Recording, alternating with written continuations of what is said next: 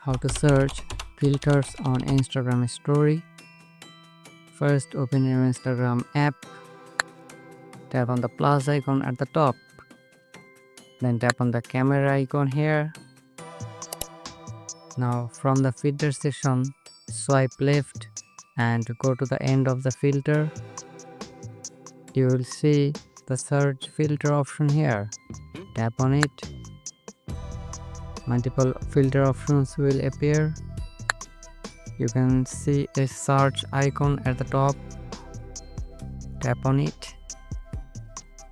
Now search the filter you are looking for. Then select the filter and capture a photo or video using the filter. And that's it. This is how you can search filters on Instagram story.